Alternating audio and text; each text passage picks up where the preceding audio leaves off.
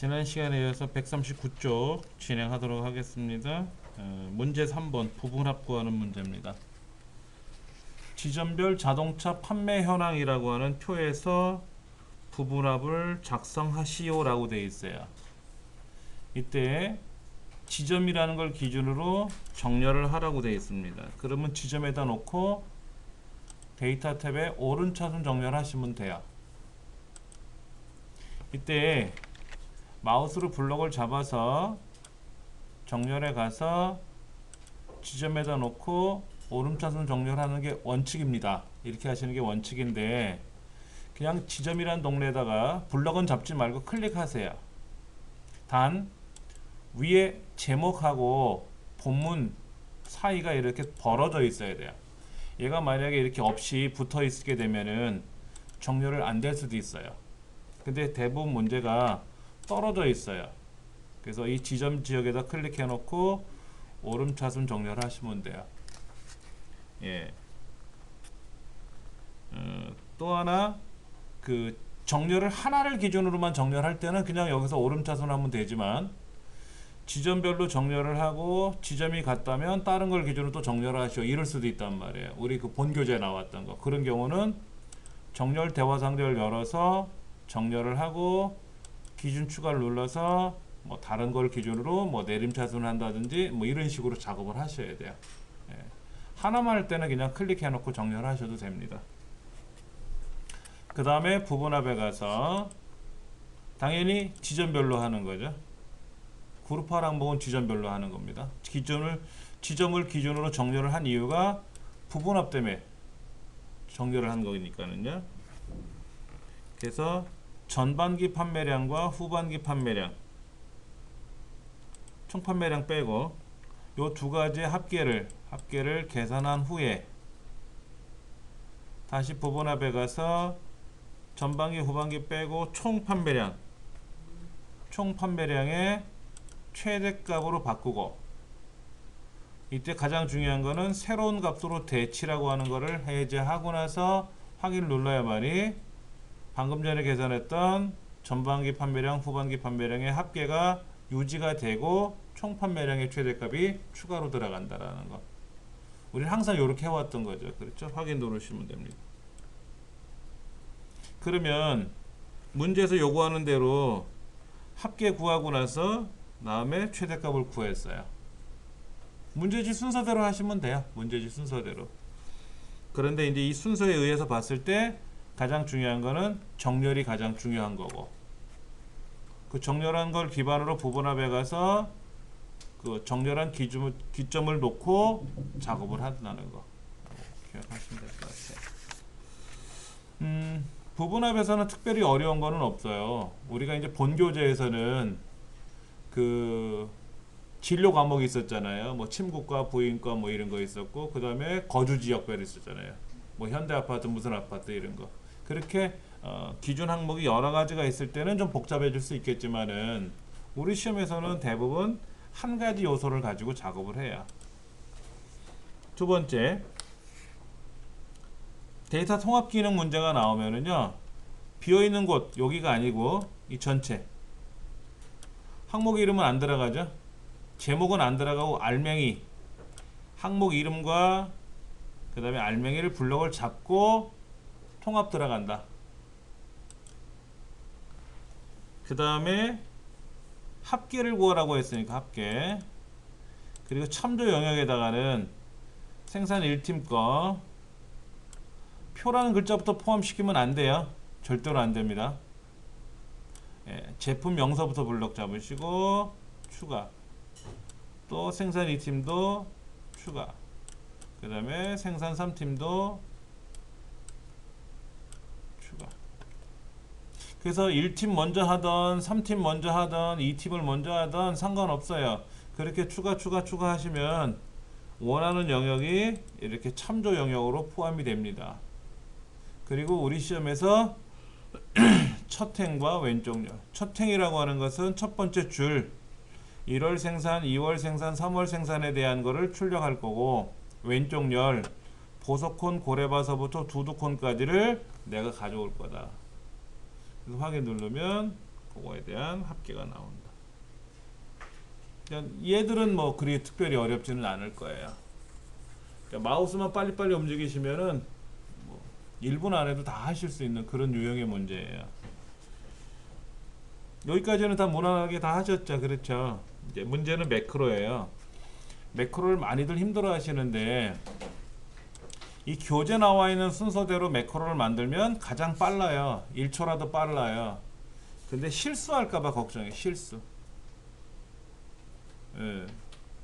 매크로를 만들어 나가는 과정은 여러 가지가 있어요. 여러 가지가 있는데 직접 입력하는 방법이 있고 마우스로 키보드로 움직이는 방법이 있고 여러 가지가 있는데 첫 번째 이 책에 있는 대로 하시는 게 가장 편해요. 먼저 금운동의 합계를 여기다 계산할 거예요. 금운동의 합계를 계산할 때는 이렇게 블럭 잡고 자동합계 버튼 누르시면 합계가 나와요. 이렇게 하는 방법이 있고요. 그 다음에 우리가 했던 게 여기다 는 썸 써가지고 가로 열고 금운동 블럭 잡고 엔터 치는 거 이런 방법이 있고 어떤 걸 해도 상관은 없다라는 거예요. 예. 자, 그렇다면은 합계는 우리가 뭐 썸 함수를 쓰던 자동합계를 누르던 간에 합계를 할 수 있을 것 같은데 먼저 개발도구 삽입 컨트롤 그룹에 있는 삽입 양식 컨트롤이라는 게 있는데 얘를 B12번째 C13번째까지 요거다 글이래요. 그리고 거기다 글자를 합계라고 입력을 할 거예요. 그래서 얘를 클릭하면 합계라는 매크로, 아까 금운동 합계 구하던 그 매크로가 작동되게끔 하라는 얘기죠.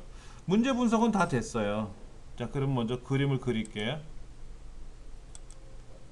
이때 그냥 그리지 말고 Alt키 눌러서 그리면 된다 그랬고요. 이거 얘는 지금 취소하셔도 돼요.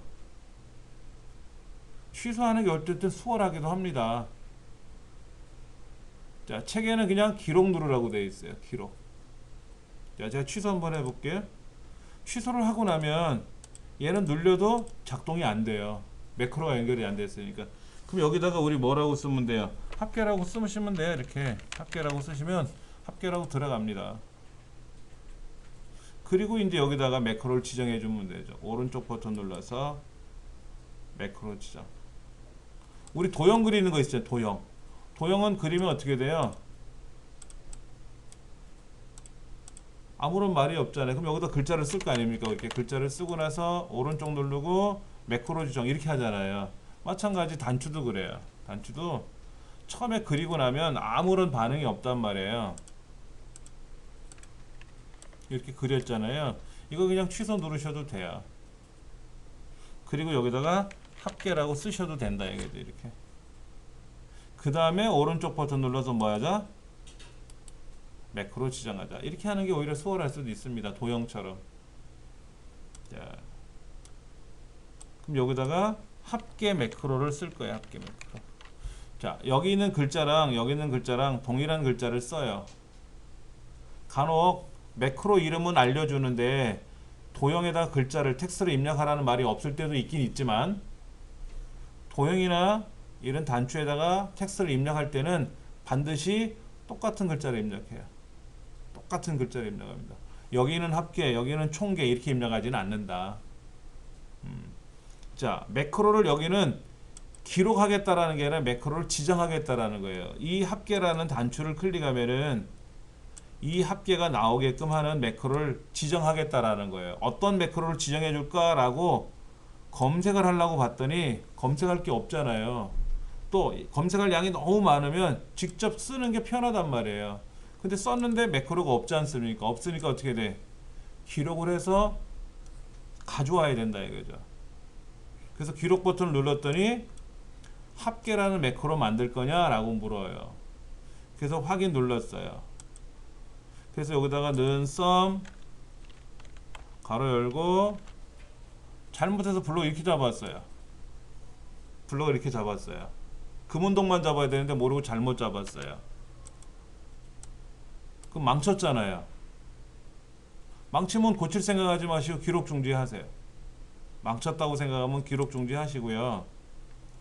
매크로에 가서 잘못된 매크로 있잖아요. 이거 방금 전에 잘못 만들었잖아요. 금운동이 아니라 합격 참가 인원까지 들어갔잖아요. 얘를 삭제하세요. 매크로 잘못 만들었으니까 삭제하셔야 돼요. 그리고 다시 오른쪽 눌러서 매크로 지정. 자, 합계라는 매크로를 지정할 건데 아까는 있었는데 제가 삭제하는 바람에 없어졌지 않습니까? 그럼 다시 기록해야 돼요. 잘못 만들었을 때는 아무리 눌러도 작동이 안 되잖아요. 그렇죠? 잘못 만들었을 때는 그 매크로를 삭제해 버리고, 매크로 잘못된 걸 삭제해서 버리고 다시 매크로 지정 눌러서 합계 매크로를 다시 만들겠다라고 쓰고 기록 눌러서 확인 눌러서 눈썹 가로 열고 금운동 엔터 치고 자동 채우기 쫙 해주고, 그리고 기록 중지 눌러야 돼요. 마지막에 꼭 기록 중지 눌러야 돼요. 그러면 이제는 합계 단추를 누르면 합계가 착 나오겠죠. 누르면 탁하니 답이 나온단 말이에요. 그럼 이제 합계 매크로는 이제 마무리된 거고요. 그 다음에 뒤에 네 번째부터 F의 10번째까지인가요? 금운동. 여기는 노란색을 채우래요. 예를 들어 이렇게 채우라는 거죠. 이렇게 칠하는 매크로를 만들라는 거예요.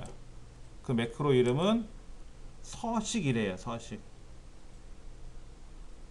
자, 그 다음에 삽입에 가서 도형에 가서 사각형에 있는 모서리가 둥근 직사각형을 클릭해 가지고 E 12번째부터 F 12번째까지 그리고 F 13번째까지 그리고 여기다가 서식이라고 쓰고 그래서 얘를 딸깍 클릭하면 여기가 노란색으로 싹 칠해지게끔 만들라는 거죠. 그럼 여기도 오른쪽 눌러서 매크로를 지정해야 되겠죠. 매크로를 지정. 자, 여기도 서식이라는 매크로가 있으면 이렇게 선택할 텐데 서식이라는 매크로가 없으니까 이 서식이라는 매크로를 지정하려고 봤더니 없지 않습니까? 없으니까 어떻게 돼? 기록을 해서 만들어야죠. 새로 만들기 누르면 안 돼요. 새로 만들기 누르면 코드 입력하는 창으로 들어가 버려요. 그래서 기록 버튼 눌러서 확인. 자, 그 다음엔 어떻게 되는 거죠? 아까 연습한 대로 얘네들 블록 잡고 채우기에 가서 표준색에 있는 노랑 칠했어요. 끝났잖아요. 더 이상 할 거 없죠? 개발 도구에 가서 기록 중지. 자, 그러면 이제는 얘네들이 색깔이 빨간색이었을지 몰라도 서식 단추 누르면 어떻게 돼요? 노랗게 칠해줄 거 아니냐 이거죠. 매크로에서는 잘못 만들었다?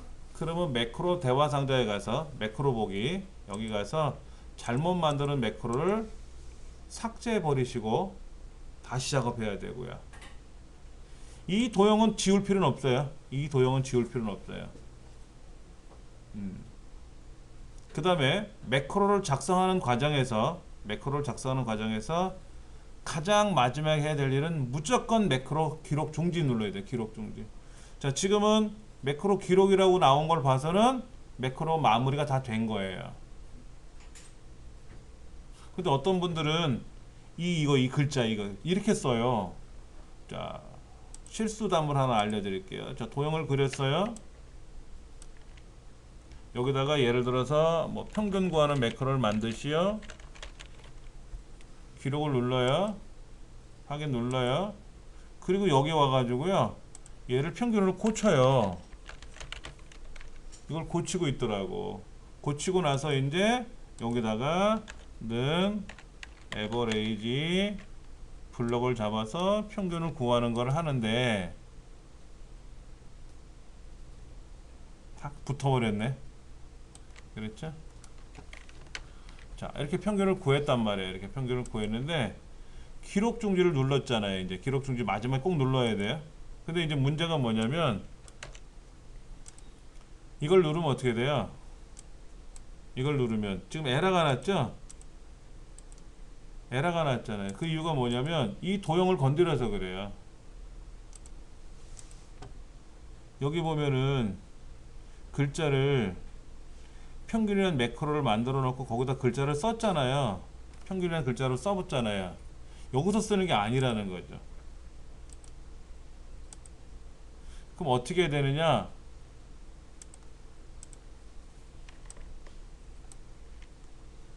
자, 잘못 만든 평균은 삭제할게요.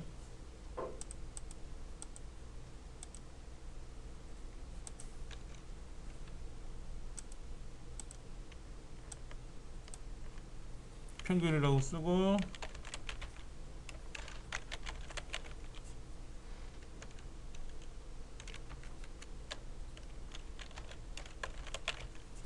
기록 눌러서 확인 누르고 나면 얘 미련 갖지 마시고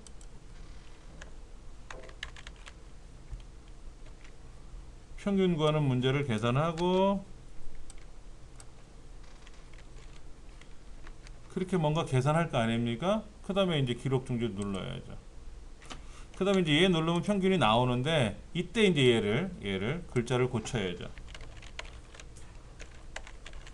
고쳐줘야 되는데 매크로 안에서 작업하다 말고 뭐를 이 도형을 건드리는 작업을 하게 된단 말이에요. 이 글자를 매크로를 작업하는 과정에 이 글자를 고치면 안 돼요. 똑같은데 아까 저는 처음에 만드는 거는 매크로 중에 이 도형을 선택해서 글자를 만들었어요. 그러면은 어떤 문제가 생기냐면 잘 보세요. 지금 이 단추 눌렀잖아요. 이거 눌렀잖아요. 이 눌렀는데 얘를 클릭을 하면 이거를 고쳐요. 근데 본래 얘를 클릭하면 뭐가 되는 거예요? 평균이 쫙 나와야 되잖아요. 그런데 얘를 또 고치면서 또 계산하는 명령이 계속 반복 들어가는 거예요. 꼬이는 거죠. 그러니까 그렇게 하시면 안 돼요. 그래서 가장 좋은 거는 어떻게 하냐면은 우리가 도형을 그리고요. 도형을 그리고 그냥 취소 누르세요. 그리고 여기다 평균이라고 쓰는 거예요. 그리고 나서 이런 글자 쓰는 거랑 똑같이 이런 글자 쓰는 거랑 똑같이 글자 써놓고 여기다 이제 매크로를 지정해 주면 되는 거지. 이제 지정할 매크로가 없으니까 어떻게 되는 거예요? 아까 있으면 지정하면 되는데 없으니까는 여기다가 이제 기록 버튼 누르게끔 다시 들어가는 셈이죠. 그것만 지켜주시면은 답은 다 나와요. 자동으로. 예. 그리고 잘못 만들어진 매크로는 꼭 삭제하고 다시 만들어야 된다. 하는 거. 여기까지 하면은 이제 매크로가 끝난 거죠. 차트 문제 볼게요. 차트 문제는 유형이 여러 가지예요. 우리가 처음에 공부할 때 기본 교재 갖고 차트를 공부할 때 뭐가 나왔었냐면은 아무것도 없는 상태에서 이렇게 아무것도 없는 상태에서 차트를 만드세요 라는 문제가 나왔었고요. 두 번째 문제 같은 경우에는 기존의 차트 요소를 집어넣어라, 없는데 새로 넣어라 하는 게 있고요. 또 어떤 유형은 기존에 있는 요소를 빼라 이런 게 있단 말이에요. 더 힘든 거는 뭐냐면 뭐를 넣고 뭐를 빼라 이런 것들이 있어요. 방법이 여러 가지예요. 자, 이 문제는 포도라고 하는 요소가 있어요. 포도라는 요소. 이 포도라는 요소를 빼래요. 근데 포도가 지금 보세요. 여기 하나, 여기 하나, 여기 하나 세 군데가 있는데 요놈의 포도가 예를 들어서 단백질이라고 하는 파란색을 선택하고 삭제하라 이런 것도 아니고 그렇다고 이 안에 있는 포도에 있는 단백질에 있는 포도를 클릭해 가지고 우리가 여기다 레이블 추가 누르면 레이블이 들어가긴 들어가는데 이것도 아니고 걔를 빼버리는 거잖아요. 참 난감한 거예요. 그때는 차트 도구 디자인 메뉴판에 가서 일단 데이터를 선택을 해야 돼요. 데이터를 선택을 하고 여기 보면은 포도라는 요소가 있는데 이 요소를 빼고 한번 제가 블록을 잡아 볼게요. 자, 먼저 과일 명서부터 사과까지 가고요.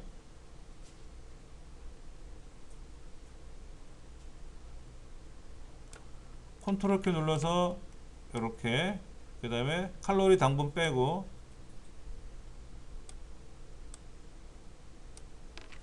그럼 포도가 빠졌죠. 제가 포도를 빼고 블럭을 다시 잡았단 말이에요. 이게 가장 정확한 정답이에요. 이게 가장 정확한 정답인데 이게 힘들잖아요. 그래서 어떻게 하냐면 데이터 선택에 들어와서 편집 버튼 위에 행렬 전환이라고 있습니다. 행렬 전환을 누르면 이렇게 포도가 걸려요. 그럼 여기서 포도를 제거해 버립니다. 제거하고 다시 행렬 전환 누르면 아까 원래 형태로 돌아가요. 그리고 확인 누르면 포도가 빠지는 거예요. 다시 보여드릴게요. 포도를 뺄 때 차트 디자인에 가서 데이터 선택에 가면 지금 예를 들어 단백질을 빼라 그러면 단백질 제거하기 수월하죠. 이거는 이렇게 해도 제거가 되죠.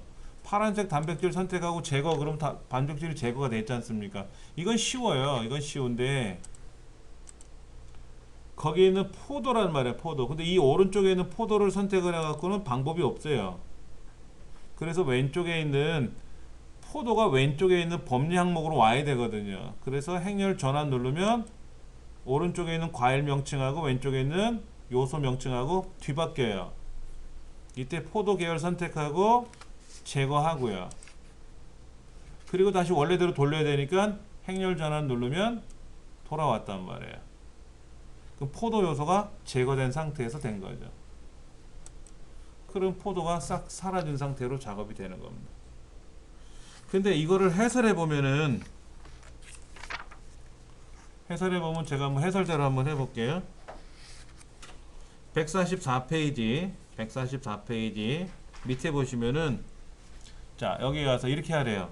바로가기 메뉴 마우스 오른쪽 버튼 눌러서 데이터 선택하래요. 이래도 되고, 어디 여기서 데이터 선택해도 되고, 그 다음에 데이터 원본 선택에 가서 법리 항목 단백질을 선택하고 편집을 누르래요. 그러면 계열 이름 나오고요. 계열 편집에 계열 이름 나오고 계열 값이 나오는데, 이 계열 값이 나오는데 이걸 어떻게 하래요? 이걸 지우고 이렇게 하라는 거죠. 뒤에 네 번째부터 하나, 둘, 셋, 그리고 컨트롤 키 눌러서 딸기, 바나나. 그러니까 포도는 빼라는 거죠. 포도는 빼고, 아까는 이렇게 드래그 돼 있었는데 3개, 컨트롤 키 눌러서 2개. 그러면 여기 3개, 여기 2개. 이렇게 이제 따로따로 들어가고 하게. 자, 비타민도 편집 들어가서 얘 제거하고 요렇게 3개, 컨트롤 키 눌러서 여기 2개. 그 다음에 칼슘 선택하고 편집 들어가서 계열값 제거하고 이렇게 3개, 컨트롤 키 눌러서 저렇게 2개. 그러면 포도가 빠진 거잖아요. 뭐를 잘못 뺐나? 뭐를 잘못 뺐네. 그랬죠? 자, 그렇게 책에서는 그렇게 작업하라고 되어 있어요. 되게 힘들잖아요? 그냥 처음부터 포도 빼고 다시 블럭 잡는 게 빠를 수도 있단 말이에요. 그래서 쉽게 하는 게 행렬 전환, 포도 제거하고 다시 행렬 전환. 깔끔하지 않나요? 이게? 예. 뭐 방법은 여러 가지예요. 이 책이 틀렸다가 아니라, 여러 가지 방법을 이용해서 할 수도 있다라는 거죠. 그래서 이 차트에서 요소를 변경했어요. 자, 그 다음 제목. 제목은 레이아웃에 와서 하죠. 레이아웃에 와서 차트 제목 누르고 차트 위에다 놓고 이제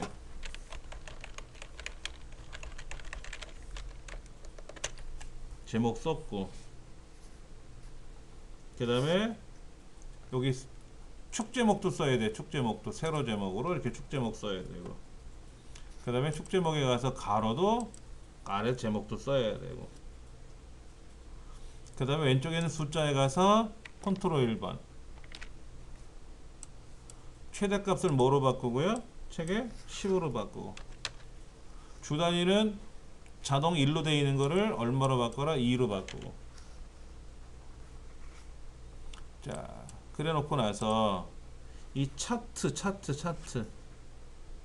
이 차트 영역에 보면은 차트 스타일이 있단 말이야. 차트 스타일. 이 차트 스타일에 가서 저 끝에가 8, 16, 그럼 얘가 17, 18 이거로 하라는 건데, 18번째 이거로 하래요. 문제에서. 그렇죠? 이렇게 하시면 되는 거예요. 만약에 1번 하라 그러면 1번 하면 되고, 18 하시고 18 하시면 되고, 이렇게 해서 차트도 마무리 질 수 있어요.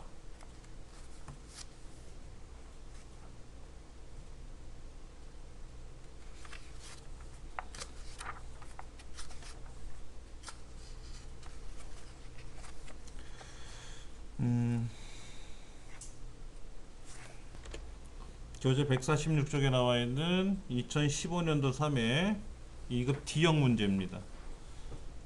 기본 작업 1번과 2번은 넘어가도록 하고, 기본 작업 3번에 있는 고급 필터 문제를 보도록 할게요. 공연 요금이 2만원 이상이고 예매량이 1000 이상인 데이터만 골라서 출력하시오 라고 되어 있고요. A 18번째부터 C의 21번째 안에다가 그거에 해당하는 조건을 걸으래요. 그리고 22번째다 출력할 겁니다. 자, 그러면 공연 요금이니까는요, 공연 요금이 하나 갖다 얼마? 2만. 그 다음에 예매량은 크가 나갔다 얼마? 1000. 이렇게 조건을 걸어야 된다는 거죠. 이렇게 조건을 걸어 놓고 거기에 해당하는 데이터를 여기서부터 출력할 겁니다. 자, 그러면 이제 고급 필터를 하기 위해서 원 데이터가 있는 영역에다가 마우스로 블록을 잡아도 되고 클릭해도 되고, 그리고 데이터 탭에 와서 고급 필터를 누를 겁니다. 그럼 자동으로 원 데이터 영역을 블록에 담아 줄 거고요. 이때 조건 범위는 얘들이 조건 범위가 될 테고, 그 다음에 다른 장소에 복사하겠다고 클릭해 놓고 복사 위치에다 클릭하고, 그때 A의 22번째 확인만 눌러주면 답은 이렇게 나오는 거죠. 해보셨을 것 같아요. 자, 148쪽에 나와 있는 문제 한번 보도록 할게요.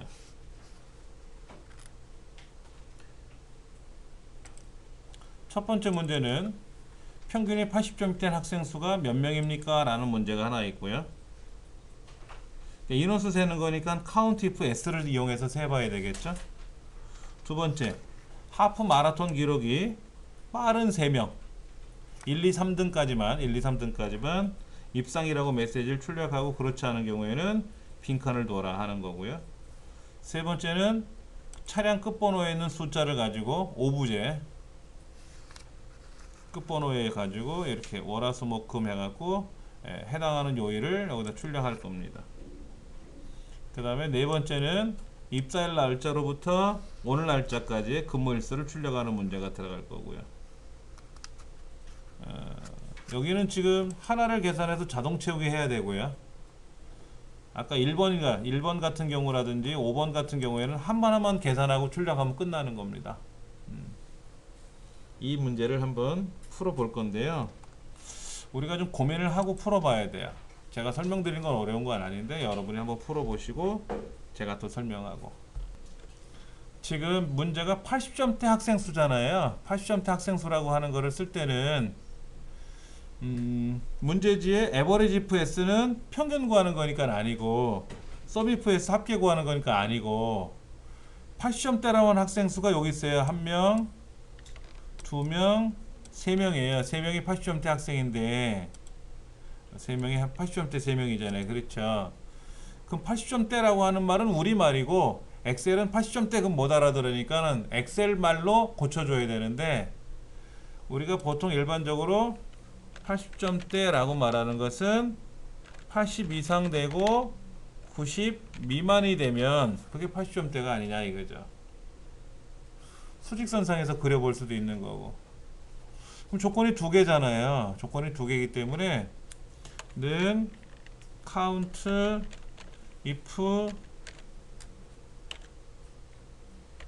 if s를 쓰게 되면은 자, 잘 모르시면은요 이게 헷갈리시면 fx 누르시는 거예요. 자, 첫 번째 뭐라고 되어 있어요? 첫 번째 조건이 들어있는 범위가 어디냐라고 물어요. 크리테리아는 조건이에요. 크리테리아는 조건이고 조건이 들어있는 범위 평균이죠. 크거나 같다 80. 그런데 제가 다음 거를 클릭하는 순간 어떻게 됐어요? 따옴표에 막혀버려요 자동으로. 원래는 따옴표 열고 크거나 같다 80이라고 쓰는 건데 그거를 그냥 엑셀이 크거나 같다 80만 쓰고 넘어가면 알아서 따옴표 넣어준다라는 거죠. 근데 두 번째 범위는 여기에요. 이번엔 작다 90이에요. 자, 이렇게. 자, 그러면 조건 범위가 자, 한번 지워보고 다시 그려볼게요. 자, 첫 번째 조건이 들어있는 범위는 어디냐? 여기다. 컴마. 첫 번째 조건은 뭐냐? 따옴표 열고 크거나 같다 80이다. 하고 엔터를 치면 80 이상이 몇 명이냐? 그러면 91, 94 얘까지 포함하게 되는 거죠. 그래서 안 되겠다 해서 여기다가 컴마 다시 두 번째 조건 범위는 얘네 동네인데 작다 90이다. 그렇게 되면은 3명이 되는 거죠. 근데 요 뒤에다가 앰퍼샌드 몇 명 하고 출력해야 돼요. 몇 명 하고. 그러니까 이 메시지도 사실은 따옴표에다 써주는 거죠.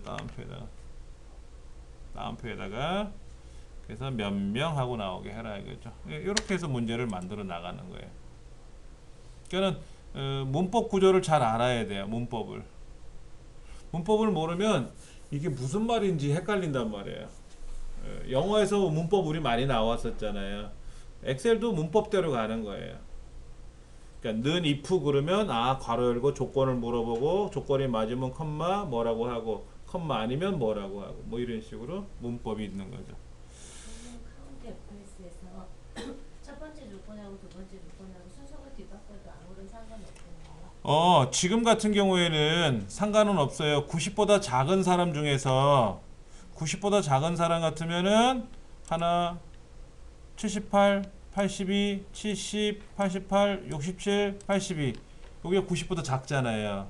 그 중에서 90보다 큰 사람은 하나, 둘, 셋 이렇게 나온단 말이에요. 이렇게 해도 되고 80보다 큰 사람은 하나, 둘, 셋, 넷, 5명인데 그거를 또 80, 90보다 작은 사람 빼니까는 3명만 남는 거죠. 자, 반대로 한번 볼게요. 는 count if s 가로 열고 범위 정해주고 작다 90을 먼저 쓰게 되면 90점보다 작은 사람은 6명이 나오네요. 그 중에서 다시 컴마 써주고 얘네들 중에 크거나 같다 80을 쓰면 83명만 남죠. 상관없어요. 어떻게 하든지 간에. 근데 보편적으로 80 이상 90 미만이라고 표현을 하기 때문에 수학적으로도 그렇게 쓴 것 뿐이지 엑셀은 보편적인 거를 쓰는 건 아니에요. 내가 이렇게 쓴다고 해서 뭐 하늘이 노할 일도 아니고 그렇잖아요. 내가 엑셀에 뭐 본질을 해야 하는 것도 아니고 내 마음이죠 뭐. 원하시는 대로 쓰셔도 돼요. 자, 그 다음 문제 2번 문제 같은 경우는요 하프 마라톤 기록을 계산하는 거잖아요. 그러면 빠른 3명을 어떻게 계산할 건가를 한번 머릿속에 생각해 봐야 돼요. 스몰이라는 함수를 써서 빠른 3명을 우리가 계산하라고 그랬는데 빠른 3명 이런 거죠. 나의 왼쪽에 있는 기록이 이거죠. 기록 이거죠. 얘가 내 왼쪽에 있는 기록이에요. 이 기록이 세 번째로 작은 기록. 세 번째로 작은 기록은 스몰 함수를 쓰면 되거든요. 기록보다 작거나 혹은 같다면 생각해 보세요. 제일 작은 애가 얘가 제일 작나 그럴 거예요. 얘가 제일 작을 거예요. 두 번째로 작은 애가 얘인가? 그리고 세 번째로 작은 애도 어딘가 있겠죠. 그렇죠. 그래서 세 번째로 작은 기록보다 같으면 내가 세 번째로 작은 기록이 되는 거예요.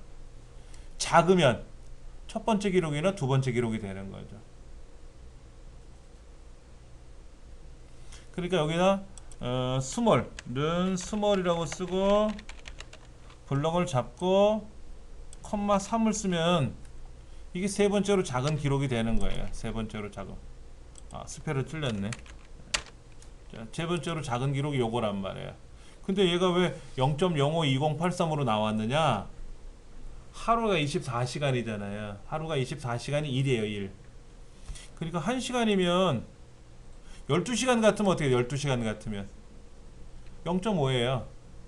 24시간이 1이고 그럼 6시간 같으면 0.25고 그러니까 1시간 밖에 안 되니까 0.052083 나오는 것 뿐입니다. 상관은 없고요. 하여튼 간에 세 번째로 작은 기록이 있을 텐데 얘보다 작거나 같으면 1, 2, 3등 안에 들어오는 거 아니냐. 예전에 우리 어떻게 했었어? 이런 거를 안 하고 랭크 함수 썼었죠. 랭크 함수 써가지고 제일 작은 거 순위를 계산해서 순위가 3보다 작거나 같으면 1, 2, 3등 안에 들어오는 거잖아요. 그렇게 했었단 말이에요. 자, 이렇게 한번 써볼게요. 는 if 랭크 가로 열고 내가 이 중에서 달러 찍고 컴마 오름차순이죠. 이때는 오름차순 해야 돼요. 얘가 작거나 같다 3등이라면 3보다 작거나 같다면 입상 아니면 빈칸 이렇게 하래요. 그러면 성적 좋은 3명만 입상이라고 하고 나머지는 안 나온단 말이에요. 요렇게 썼단 말이에요. if 이게 비교적 많이 나온 유형이에요. 이게 가장 많이 나온 유형의 문제입니다. 3등까지 출력하라는 거. 근데 랭크 함수 말이 없잖아요. 스몰 함수 쓰잖아요. 그러면 이렇게 쓰는 거죠. 는 if 내 기록이 뭐보다 스몰 이 전체에 있는 F4번 달러키 들어가고 컴마 3 세 번째로 작은 값보다 작으면 1등 2등 작거나 같으면 3등 작으면 1, 2등이고 같으면 3등이죠. 그렇다면은 뭐해라 입상이라고 하고 아니면 빈칸으로 처리하시오. 그래도 답은 같을 거예요. 이렇게 문제를 냈어요. 문제를 따라서 달라지는 거예요. 3번 문제 차량 번호를 이용해서 오부제 운행 제한 요일표를 출력하는 건데요. 차량 번호 끝번호를 가지고 계산하는 거예요. 그렇죠? 자, 그러면 여기는 끝번호가 지금 보시면은 1, 2, 3, 4, 5, 6, 7, 8, 9, 0으로 되어 있어요. 오름차순이 아니죠? 0이 올라가야 오름차순이잖아요. 그래서 얘네들은 V1급을 계산할 때 옵션 중에 정확히 일치, 비슷하게 일치 이거 있잖아요. 이때 정확히 일치할 수가 없어요. 비슷하게 일치를 할 수가 없어요. 비슷하게 일치할 때는 반드시 얘들이 어떻게 돼 있어야 돼요? 오름차순으로 되어 있지 않으면 못한다 그랬잖아요. 근데 오름차순이 아니잖아요. 0이 밑에 내려와 있잖아요. 그러니까 반드시 일치를 써야 돼요. 는 VLOOKUP 괄호 열고 lookup value가 뭐냐 이거지. lookup value 찾는 값이 뭐예요? 요 왼쪽에 차량 번호에서 오른쪽 한 글자잖아요. 그렇죠? 그러니까는 write 함수를 써서 여기 있는 차량 번호, 왼쪽에 있는 차량 번호 A 15번째에서 한 글자를 자를 거예요. 왼쪽에 있는 차량 번호에서 한 글자를 자를 거라고요. 자르면 뭐가 되는데 거기에 5든 2든 3이든 나올 거 아닙니까? 그거를 어디에서? 이 표에서 이 표도 어떻게 써야 된다? 당연히 달러가 찍혀야죠.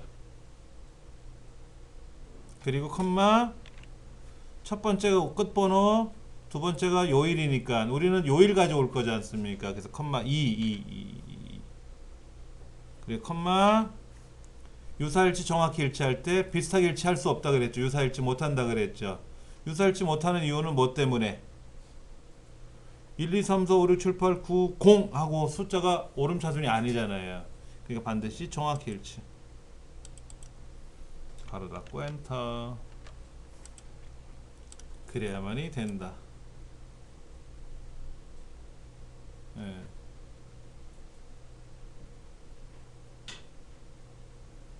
이거를 계산할 수 있는 방법은 굉장히 많아요. VLOOKUP 함수를 계산할 수도 있고, 그 다음에 추수 함수를 이용해서 계산하는 방법도 있고, 여러 가지 방법을 이용해 동원할 수도 있어요. 근데 이제 사실은 얘가 숫자예요, 글자예요? 얘네들이 글자입니까, 숫자입니까? 문자예요, 숫자예요? 말씀을 못 하시네. 문자예요, 문자. 여기 텍스트로 처리해 버렸어요. 이유가 뭔지 아세요? 얘네들 숫자가 되면은요, 1, 2, 3, 4, 5, 6, 7, 8, 9, 0 쓰면은요, 다 에러 나요. 이유가 뭔지 아세요? 요거. 얘가 글자예요, 숫자예요, 문자예요? 라이트 함수 썼잖아요. 라이트 함수를 쓰면은 뭐가 됩니까? 무조건 얘가 문자가 돼요. 얘는 숫자죠. 문자랑 숫자랑 같이 만들 수가 없어요. 그래서 사실은 요 앞에 value라는 함수가 써요. value. 이 value라는 함수를 써야만이 답이 나와요. value. 자, 잠깐만 답을 먼저 보여드리는 건데요. 자, 이렇게 value라는 함수를 썼어요. 아까는 value라는 함수를 안 쓰고 그냥 write 함수를 썼잖아요. 문제는 뭐냐면은 이렇게 되면 얘는 글자고 숫자더라도 right나 left나 middle 함수를 거치면 문자가 돼요. 글자가 되기 때문에 얘는 글자고 얘는 숫자니까 서로 같을 수가 없잖아요. 그래서 에러가 나요. 그래서 얘를 뭐로 바꿔라? 값으로 바꿔라. 숫자로 바꿔라 하고 명령을 걸어야 돼요. 그럼 함수가 벌써 하나 더 늘어나잖아요. 시험 볼 때. 그래서 얘들을 뭐로 바꿨다 아까? 문자로 바꿨어요. 문자로 바꾸고 이제 문자로 바꾸니까 어떻게 돼요? value를 쓰면 또 안 되죠. 그래서 value를 이제 뺀 거란 말이야. 그래야 답이 이제 나오는 거지. 이렇게. 그래서 시험 보는 사람들은 신경 쓰지 말고 시험을 잘 보세요라고 만들었어요. 근데 이거를 실제 업무상에서는 이렇게 써버리면은 답을 못 찾아냅니다. 뭐 걱정할 필요는 없는 것 같고요, 제가. 예. 자, 하여튼간에 이 5라는 글자를 잘라서 5에 해당하는 금요를 찾아와라 이런 얘기였어요. 그렇죠? 자, 근무일수. 데이스 360 함수 쓰고요. 데이스 360 괄호 열었더니 밑에 스타트 데이트하고 엔드 데이트가 나와 있고 메소드가 나와 있는데요. 스타트 데이트 출발 날짜, 입사 일자, 컴마 end date 오늘 날짜 today.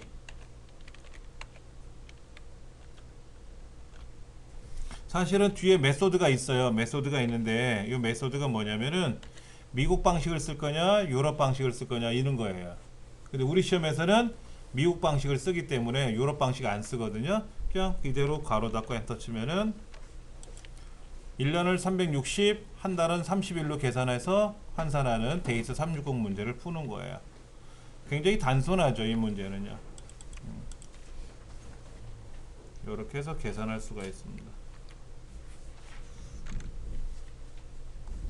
자, 홈런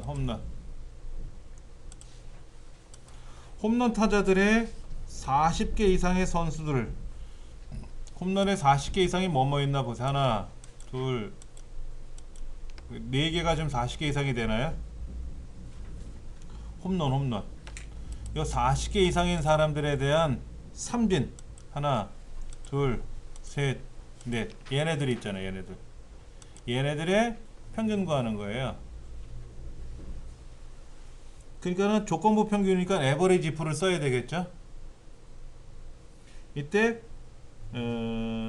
조건은 범위는 홈런이고 조건은 40개 이상이고 평균 구할 범위는 삼진이 되는 거죠. 예. 어떻게 하면 된다? 는 에버리지 if 밑에 뭐라고 되어 있어요? 레인지 범위가 들어있는 조건이 들어있는 범위 레인지 조건이 들어있는 범위 어디다? 홈런이죠. 이 중에서 컴마 조건은 뭐다? 크리테리아 크거나 같다 40 따옴표 닫고 따옴표 안에다가 크거나 같다 40 하고 쓰는 거예요. 그리고 컴마 그 해당하는 것들의 평균 구하려면 삼진 블록을 잡아주는 거예요. 삼진의 평균 구하는 거니까. 그러면 노란색으로 되어 있는 홈런의 조건에 따라서 삼진의 노란색에 대한 평균이 나오겠다.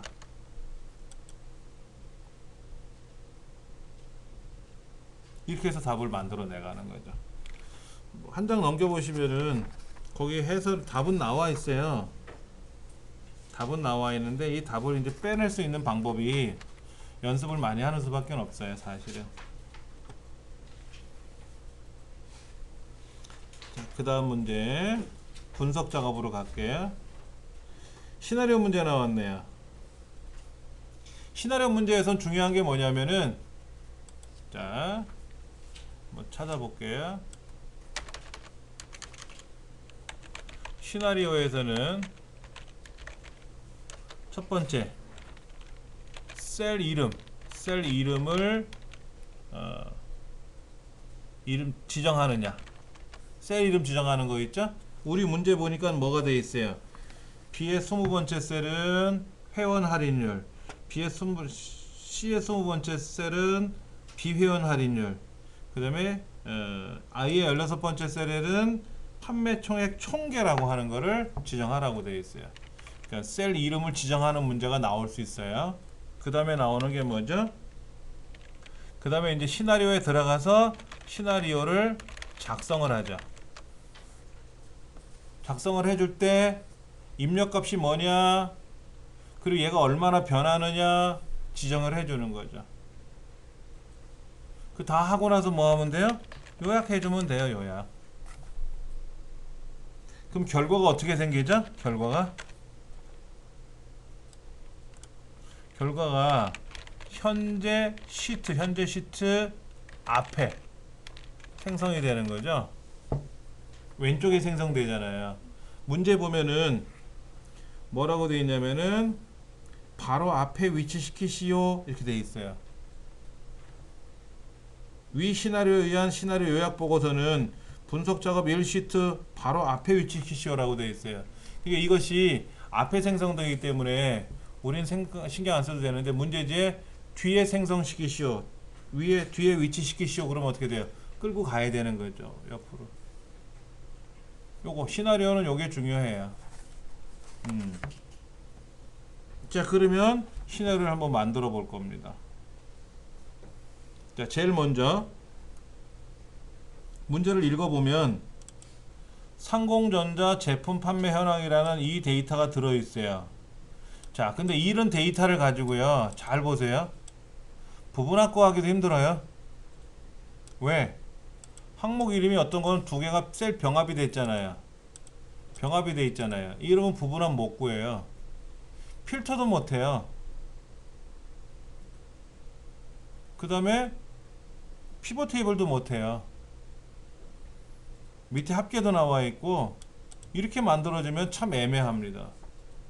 그러나 이걸 가지고 시나리오는 만들 수 있다라는 거죠. 자, 첫 번째 보니까는 B에서 5번째 셀에다 클릭해 놓고, 여기다가 클릭해 놓고 이름 상자가 있단 말이에요. 이름 상자. 이름 상자에다가 뭐라고? 회원 할인율.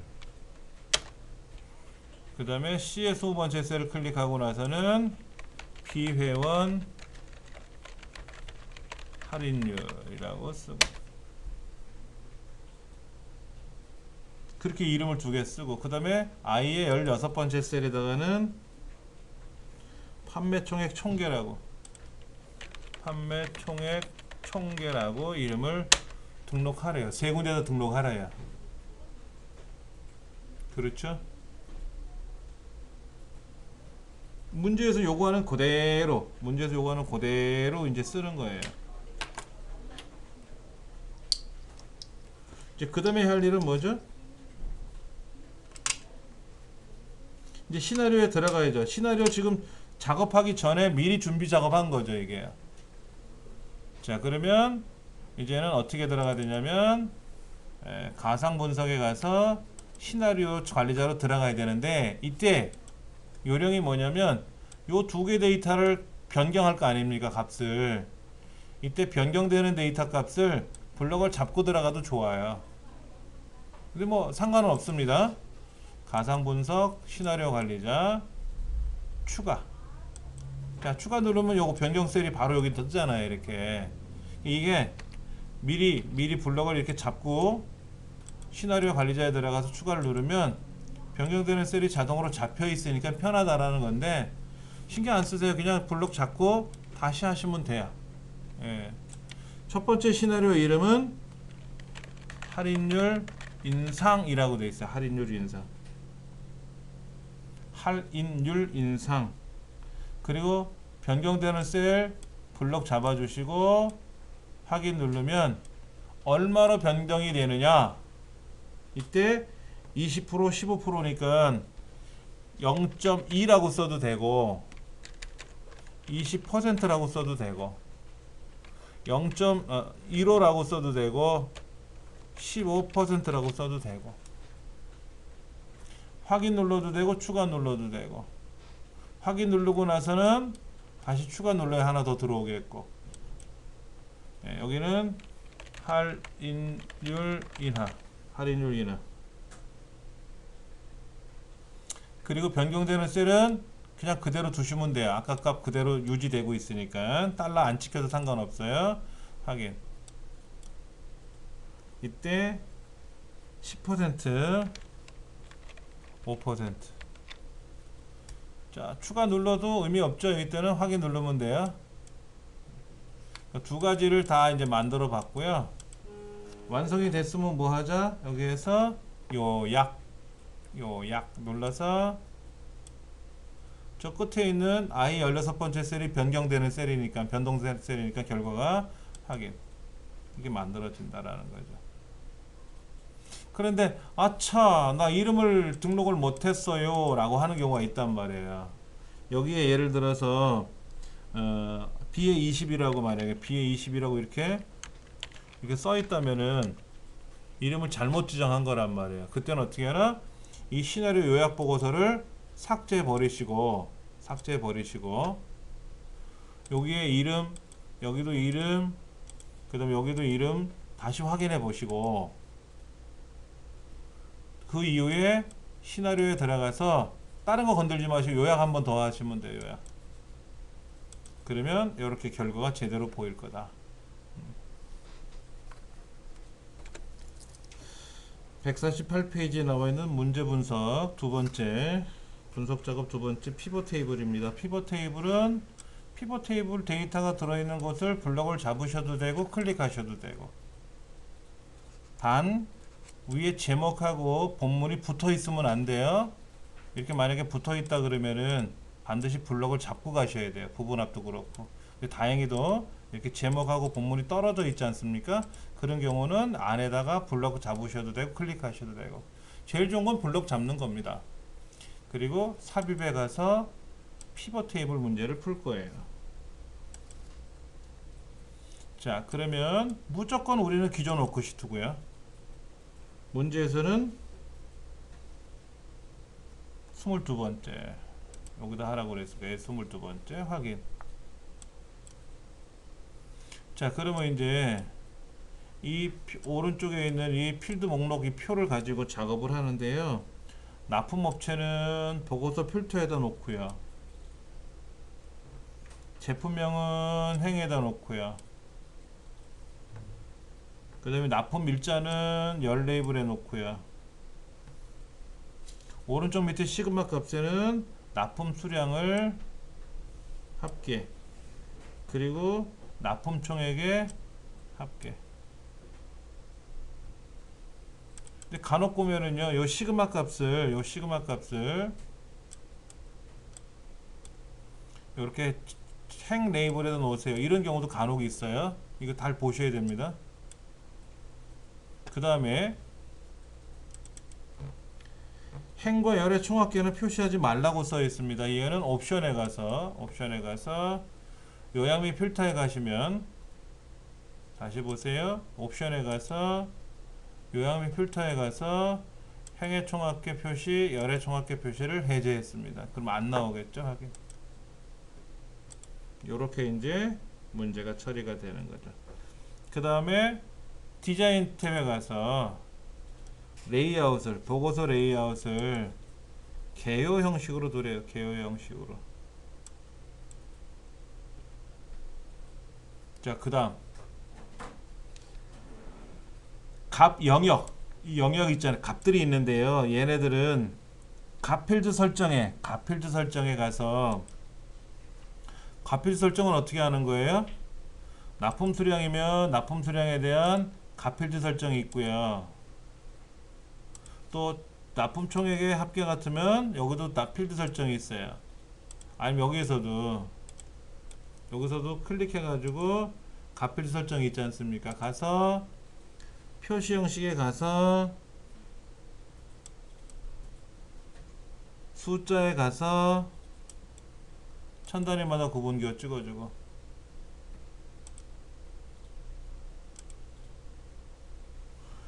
그 다음에 납품 총액에 가서도 값필드 설정에 가서 표시 형식에 가서 숫자에 가서 천 단위마다 구분기호 찍어주고 확인. 이렇게 하는 거예요. 근데 책에는 어떻게 했냐면요, 이렇게 블럭 잡아서 셀 서식에 들어가서 그냥 천 단위마다 구분기호 찍었어요. 상관은 없습니다. 상관없는데, 예를 들어서 문제지에 납품 수량의 합계에만, 납품 총액의 합계에만 천 단위마다 구분기호를 찍어라 그러면 어떻게 돼요? 그때는 납품 총액이 여기 따로따로 있지 않습니까? 얘네들만 블럭 잡고 셀 서식을 하셔야 돼요. 근데 피벗 테이블은 낱개로 노는 게 아니라 그랬잖아요. 납품 수량의 합계 같으면 납품 수량의 합계가 여기도 있고 저기도 있고 다 있는데, 얘가 한 몸에 한 몸. 그래서 납품 수량의 합계를 필드 설정에 가서 표시 형식에 가서 지정을 해주면 통째로 바뀐다. 그런데 납품 수량의 합계는 천 단위마다 구분기호만 넣어주면 되고, 납품 총액의 합계에서는 화폐 단위로 출력하시오라고 하면 따로따로 해야 되잖아요. 그때는 여기 와서 따로따로 해야 돼. 한꺼번에 블럭 잡아서 여기서 찍어주는 거 아니고. 근데 일단은 뭐 문제 없이 답은 잘 나온 것 같아요.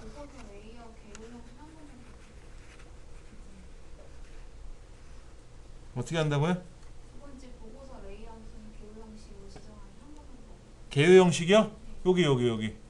아까 제가 디자인에 가서 레이아웃에 와서 아까 압축 형식이었는데 레이아웃에 와서 개요 형식으로 하세요라고 하는 거를 빨리 지나가 버렸어요. 예.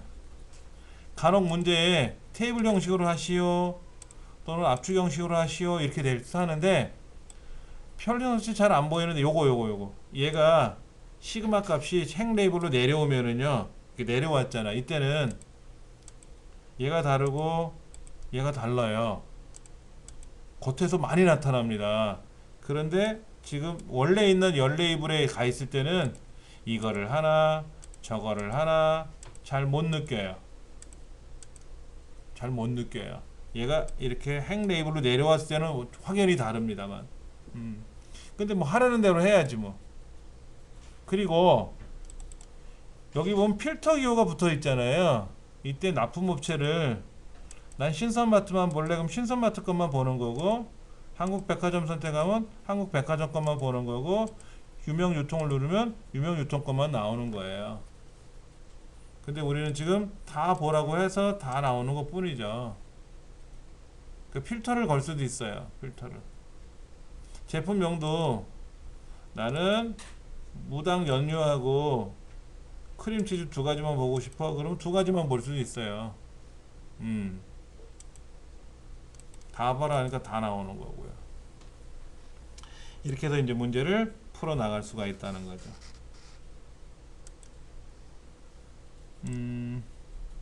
매크로 작업을 한번 해볼 겁니다. 총원을 계산하는 거예요. 는 썸 해가지고 합계 구하면 되고요. 직사각형을 그려서 어디에 여기에다가 직사각형을 그려가지고 글자는 총원. 그 다음에 개발 도구에 가서 옆에다가 이제 서식이라고 매크로를 만들 건데 글자도 서식이라고 써서 작동되게끔 하는 매크로를 두 가지를 한번 만들어 볼 겁니다. 시작.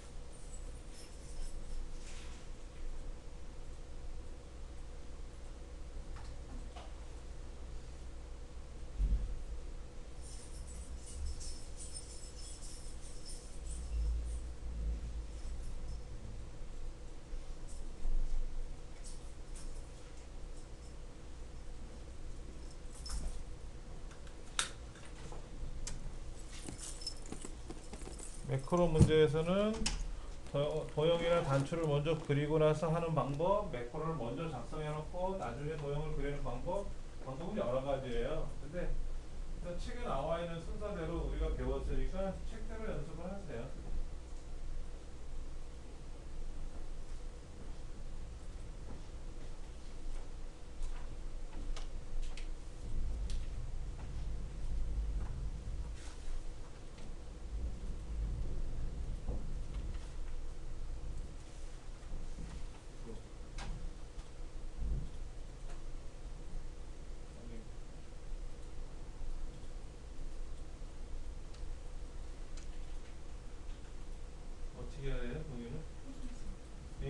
A부터 IN3까지 블록 잡으세요.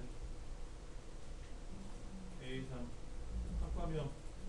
합과면 거기서부터 배를 어떻게 하래요? 치우기 색깔을 빨강이에요. 그거 눌러서 빨강. 그 빨강이라고 뜨잖아요, 메시지가. 그 다음에 글자 색깔 그 옆에 있는 가. 그것도 화살표 눌러서 노란. 됐죠? 끝났어요. 그럼 기록 중지. 개발 도구에 가서 기록 중지. 왼쪽에 두 번째, 세 번째 거기. 매크로 기록 중지. 자, 그러면 이제 단축 2라는 글자 고쳐야죠. 오른쪽 눌러서 텍스트 편집 40.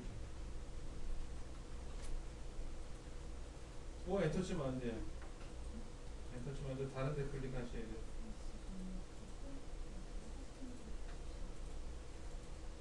자, 그러면 됐나 한번 확인해 볼게요. 자, 보세요. 여기는 색깔이 원래는 이랬었고 이랬었잖아요. 그래서 누르면 변했죠, 그렇죠? 자, 그다음 총은 이거 누르면 총원이 나오는데 잘 보세요. 매크로의 총원이 어디 있어요? 없잖아요. 총원이라고 아까 안 쓰셨나봐.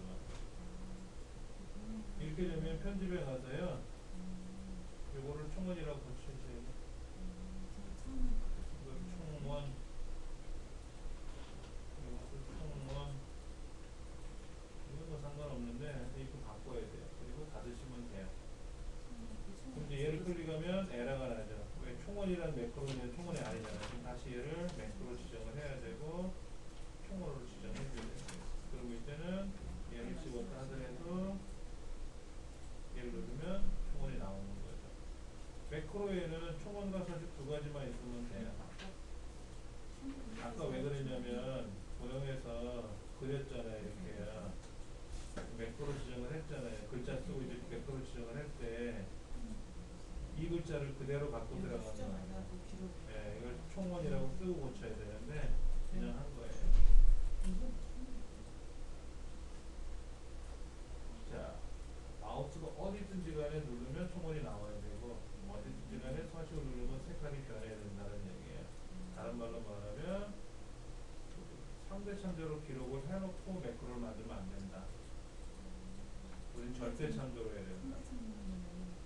상대 참조를 하면 마우스가 어디든지 거기서 매크로를 누르면 그걸 기준으로 매크로가 작동돼요. 달라져요. 그거 누르면 2015로 좀 작업을 하셨네요. 그렇죠? 다시 닫아보세요. 자, 일단은 아니야. 여기 가운데. 그 밑에 가운데. 아니 가운데 정렬. 그거 그 위에 거. 일단 얘는 2015 이렇게 해놔야 돼요.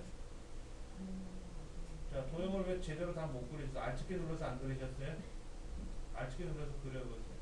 Alt키 눌러서 움직여보세요. 조금만 밑으로. 아니 그렇게 움직이면 안 되지. 사이즈를 조절해야지. 사이즈 위에도. 오케이. 자, 매크로 만들어 놓으셨어요? 총원 구간을 매크로 만들어 놓으셨어요? 이거 누르면 매크로가 작동되게끔 하셨냐고. 이 답은 언제 구하신 거예요? 그냥 구하신 거야? 이 총원 매크로를 작동시키면 답이 구해져요?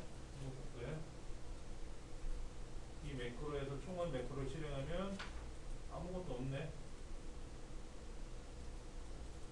그러면 여기에서 이 매크로 필요 없는 매크로잖아요. 삭제하고 오른쪽 눌러서 매크로 지정을 할 때 총원이라고 쓰세요. 그냥 쓰시면 돼요. 지우셔도 되고. 총원 됐어요? 기록. 하긴 항상 우리 기록 눌러요. 새로 만들기 누르면 안 돼요. 자, 이제 총원 자리에 가서 클릭하고 는 아니고 저기 자동화께 누르셔도 상관없어요. 그렇게 하셔도 되고 한글로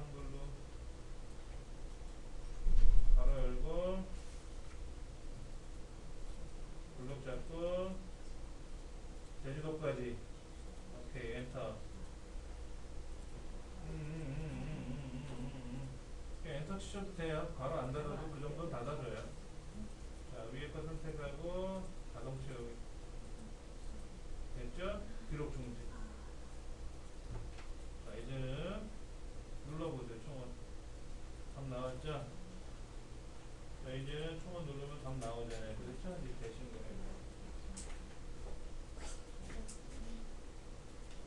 거기 들어가셨어? 닫으세요. 빠져나와서 매크로를 삭제해 버리세요. 자, 볼게요.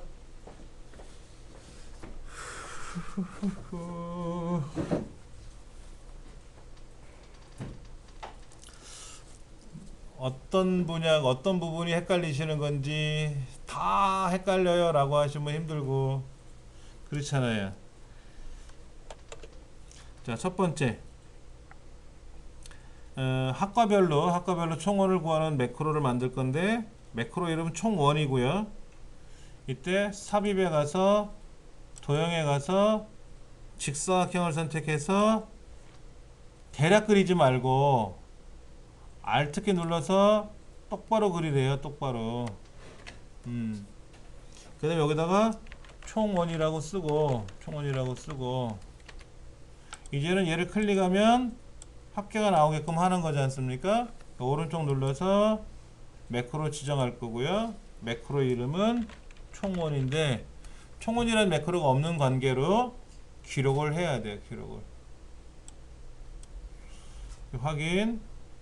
이 자리에 와서는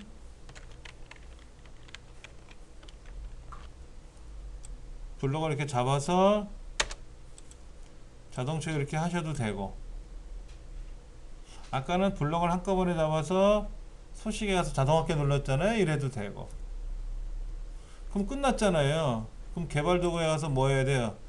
끝 기록 중지 눌러야 된단 말이에요. 그러면 이제 눌렀을 때 총원이 나오면 되는 거예요. 이거 눌렀을 때 어디든지 간에 마우스가 어디든지 간에 눌렀을 때 딱 총원이 나오면 된다. 또 하나는 삽입에 가서 단추 눌러서 2의 12번째부터 F의 13번째 사이에다가 그리고 이것도 기록 버튼 눌러서 해도 돼요. 근데 일단은 빠져나와서 글자부터 고치자고. 글자부터 고치고 나서 매크로를 그때 지정해도 돼요. 자, 매크로 이름은 당연히 서식이겠죠. 없는 관계로 기록 누를 겁니다. 확인. 그래서 A3부터 I의 3까지를 블럭 잡아서 색깔은 빨간색으로 칠하고 글자 색깔은 노란색으로 메꿀 거고 이대로 두시면 안 되고 기록 중지 눌러야죠. 여기까지 컷 해야 된단 말이야. 그래서 이제는 얘를 누르면 그렇게 변하는데 얘를 한번 제가 바꿔볼게요. 노란 바탕에 빨간 글씨로 썼다 하던데 얘를 누르는 순간 빨간 바탕에 노란 글씨로 갈 거다 이거죠. 이렇게 해서 매크로를 만드는 겁니다. 자, 차트 문제 한번 들어갑니다.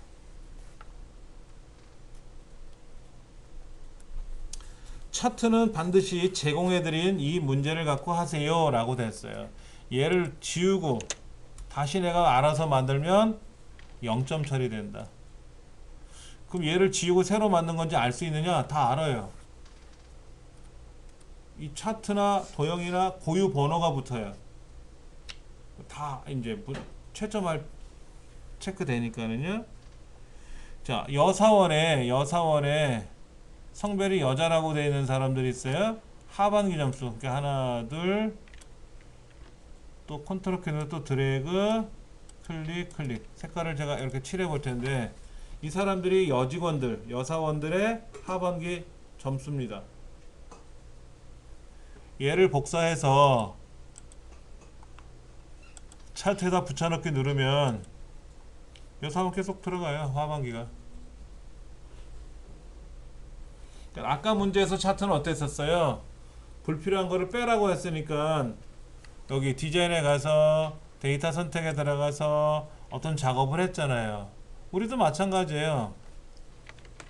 지금 후반기가 없는데 하반기가 없는데 데이터 선택에 들어가서 컨트롤 키 누르고 하반기 요렇게 난리 났다. 지금 데이터 선택에 들어갔더니 요 끄트머리 있잖아요. 끄트머리. 자, 끄트머리에다 놓고 컴마 찍고 이렇게 컴마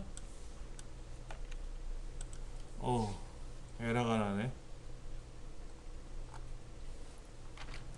자, 그러면 다시 한번 한다 그러면 이런 거죠. 처음부터 목록 다 지워버리고 여직원들 하나 둘 셋 네 개 블록 잡고 상반기 하반기 상반기 하반기 여기서 뭐가 에러가 나네요. 에러가 나요. 지금요. 뭐가 지금 안 들어가잖아요. 그러면 뭐 빼도 박도 못해요. 본래는 그렇게 범위를 다시 지정하는 건데 그러니까 뭐 할 수 없어요. 아까 설명드린 대로 얘네들 블럭 잡고 컨트롤 키 눌러서 드래그 클릭 해갖고 노란색을 복사를 해서 차트에다 붙여넣기 누르면 딱 들어오니까 이러면 뭐 천하무적이 되는 거죠. 그 다음에 제목 들어갑니다. 레이아웃에 가서 차트 제목을 만들어 놓고요. 여사원 영업 실적 이게 뭐야? 여사원 영업 실적 하나. 이때 엔터 누르면 안 돼요. 엔터 누르면 줄 바뀌니까 다른 데를 클릭하거나 또는 뭐를 해라? ESC 키, Escape라는 키가 있잖아요. 이거 누르면 오케이 이게 마무리돼요. 네. 제목 넣고 홈 탭에 와서 공소체가 어디 있을 거란 말이에요. 공소체. 그 다음에 글꼴색은 주황, 채우기 색깔은 파랑. 이렇게 하래요. 그 다음 왕조연 데이터가 지금 여기 있는데 왕조연 데이터만 값을 표현하래요. 자 보세요. 지금 왕조연에 있는 상반기 파란색 클릭하면 파란색 상반기 다 선택되죠. 이때 한 번 더 클릭하고 그리고 레이아웃에 와서 레이블 값을 바깥쪽 끝에 자 왕조연의 하반기 클릭하고 왕조연을 한 번 더 클릭하고 그리고 레이블에 가서 바깥쪽 끝. 그 다음에 왼쪽에 있는 숫자 값 클릭하고 컨트롤 1번 또는 저 상단에 있는 선택 영역 서식 이거 누르셔도 돼요. 최대값은 자동으로 되어 있는 거를 고정으로 바꿔주고 500. 주 단위는 자동으로 50이라고 되어 있는 걸 고정으로 바꿔서 얼마 100. 그리고 차트 영역이 어디입니까? 여기를 차트 영역이라고 하죠. 차트 자체가 붙어 있는 데를 차트 영역이라고 하는데 얘를 클릭하고 나서 어떻게 하래요? 그림자 미리 설정에 들어가서 바깥쪽 첫 번째 오프셋 대각선 오른쪽 아래 클릭하고 테두리 스타일에 가서 둥근 모서리 거기 있는 대로. 그러니까 어떤 애는 그림자로 가야 될지 어떤 애는 테두리 스타일에 가야 될지 또 어떤 애는 축 서식에 가서 할 건지 위치는 다 다를지라도 방법은 동일하잖아요. 그렇죠? 이렇게 해서 마무리 주면 탑이 떡하니 나오는 거죠. 그럼 뭐 전혀 이상 없이 점수 다 주는 겁니다.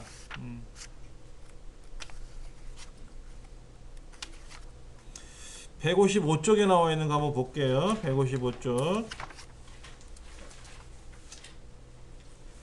155쪽에 나와 있는 이제 상시 문제인데 이 상시 문제를 가지고 다음 시간에 풀어 볼 거예요. 여러분들 댁에서 오늘 배우신 거 쭉 복습을 하셔야 되는데, 자, 한번 다시 한번 볼게요. 여기 공부방에 오시면은 현재 강의하는 내용만 들어 있잖아요. 그러니까는 지난 공방에 오시면은 요렇게 실기시험 대비해 가지고 과정별로, 예를 들어서 나는 매크로를 복습할 거야 그러면 매크로를 클릭해서 매크로를 공부하시고, 매크로만 설명해 놓은 거예요 이거는. 예. 자, 이렇게 매크로를 설명해 놓은 게 있단 말이에요. 여기 이제 스피커 틀어놓으면 매크로입니다. 굉장히 중요한 거고요. 예, 나온단 말이에요. 그 다음에 오늘 배운 게 최신 기출 문제 3회 2급 D형 이거 했었죠? 이것도 있어요. 오늘 수업한 것도 올라가겠지만 시작해볼까? 비와 바람에도 자유롭게 미세먼지까지 막아. 자, 여기 설명 나오니까는 예, 입력하는 거 생략하고 조금 전에 데이터 쭉 선택해 놓은 거 있고요. 여기에 설명하는 거 쫙 있단 말이에요. 이렇게 이것도 보시면 되고, 예. 그래서 오늘 차트 문제까지가 여기 들어가 있어요. 다 들어가니까 이렇게 복습하셔도 되고, 오늘 공부한 내용은 또 제가 오늘 공방에 또 올라갈 거니까는 그렇게 해서 그날 공부해서 복습을 마무리 져주시지 않으면 얘도 몰려요. 막 밀리잖아요. 밀리면 벅차요 솔직히. 예, 그때 하셔야 됩니다.